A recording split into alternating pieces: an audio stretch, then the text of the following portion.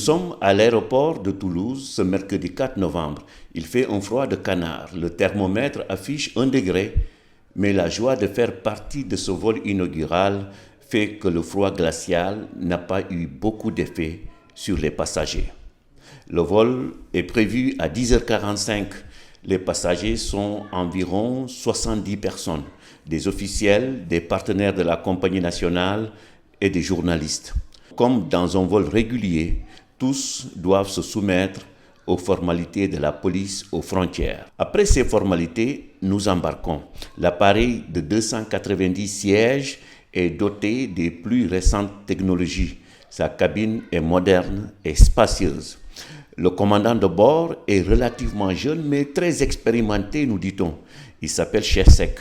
Il souhaite la bienvenue aux passagers et annonce que le vol va durer 6h30, car pour des raisons administratives, explique-t-il, l'avion doit survoler l'Angleterre. 11h42, Sine Saloum n'est pas encore autorisé à quitter sa terre natale par la tour de contrôle. Mais il commence à rouler. 2 charmantes hôtesses se positionnent, une au niveau de chacun des 2 couloirs. Soudain, une voix suave s'échappe des entrailles des tablettes. Elle explique, image à l'appui, les règles et procédures de sécurité. Malgré le froid, il n'y a pas beaucoup de brouillard. La vue est bonne, le décollage est imminent.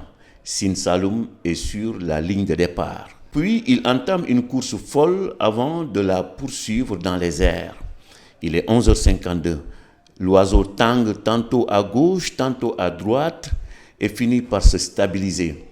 C'est le propre de tous les animaux de son espèce, me direz-vous. Un quart d'heure plus tard, l'avion est stabilisé. Une hôtesse à la voix esquisse annonce une bonne nouvelle. Internet est en marche. C'est alors une course pour la connexion. Après quelques heures, nous décidons de recueillir les impressions de quelques privilégiés de ce vol inaugural. Le moins qu'on puisse dire, c'est qu'ils sont bluffés. C'est un grand honneur pour nous de devoir atterrir à Dakar et d'être accueillis par le chef de l'État à bord de ce bijou, parce qu'il s'agit bien d'un bijou. C'est le 2e avion du genre que notre compagnie a commandé et obtenu de la société Airbus, fabricant d'avions, au même titre que Boeing. Et je pense que c'est la seule compagnie, en tout cas en Afrique, pour l'instant, à disposer de 2 Airbus A330 Neo dans sa flotte. Et donc c'est cela qui nous fait honneur, c'est cela qui nous fait plaisir. Et je pense que c'est une compagnie. Oui, c'est une compagnie qui est sur une rampe de lancement. Et je pense qu'elle est sur la bonne voie. Et nous souhaitons retourner plusieurs fois encore à Airbus, n'est-ce pas, pour récupérer d'autres avions encore.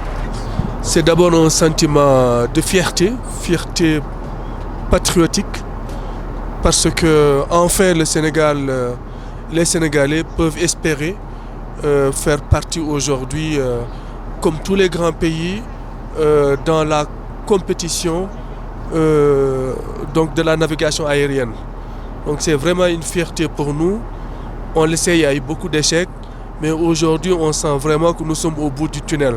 C'est d'abord une impression de joie, mêlée de fierté en tout cas d'avoir eu l'honneur d'embarquer avec les autres passagers pour la première fois pour le vol inaugural.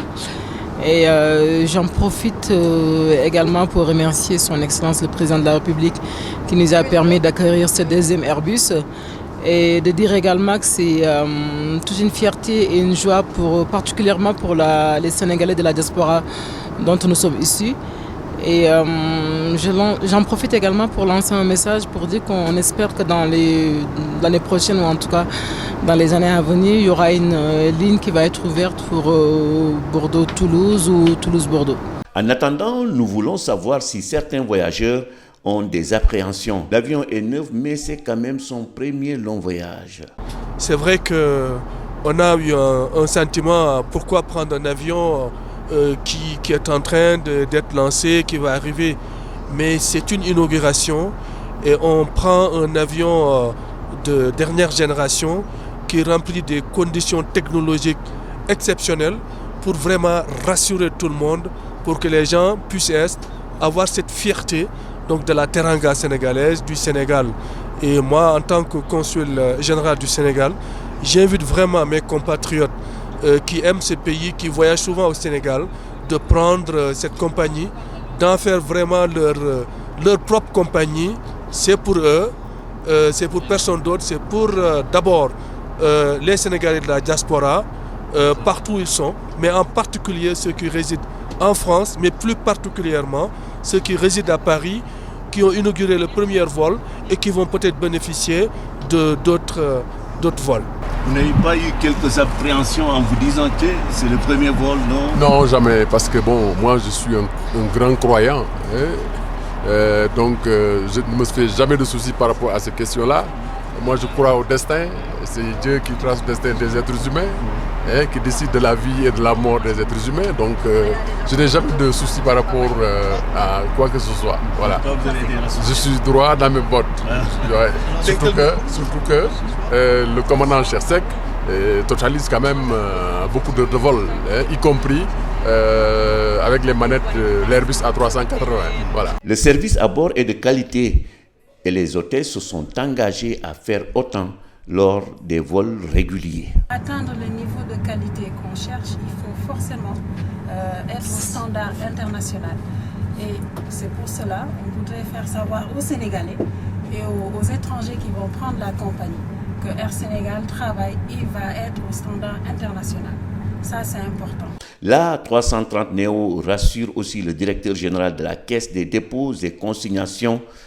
Il se dit aussi rassuré quant à l'avenir de Air Sénégal SA. Nous sommes vraiment rassurés. Vous savez, dès le début, l'État du Sénégal a cru aux potentialités et au potentiel de la Caisse des dépôts en faisant de la Caisse des dépôts l'actionnaire unique de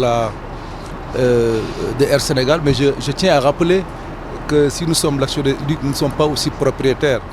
Il faut savoir que la Caisse des dépôts travaille avec l'argent des Sénégalais. Donc cet avion appartient aux Sénégalais, cette compagnie appartient aux Sénégalais. Donc nous sommes rassurés puisqu'il y a une stratégie qui a été mise en place, un business plan qui nous permet aujourd'hui d'envisager même la rentabilité de la compagnie. Rassuré surtout de la qualité technique de l'avion, est-ce que pour vous, le vol s'est bien passé, il n'y a pas de souci? Mais vous-même vous êtes dans le vol, vous avez vu ce qui se passe, vous savez très bien que nous sommes dans l'une des dernières technologies en matière d'aviation. Donc nous sommes vraiment rassurés. Moi je parle de l'ensemble parce que c'est un jalon qui a été posé. Je pense que nous égrenons aujourd'hui une perle du chapelet, du long chapelet de réalisation qui va suivre. Moi j'en suis persuadé et je suis convaincu que cette compagnie a de l'avenir. 17h30, l'avion atterrit à Dakar. Un tonnerre d'applaudissements salue la réussite de l'opération, mais aussi et surtout le vol. Sine Saloum est une star, le commandant Chersek aussi en est une.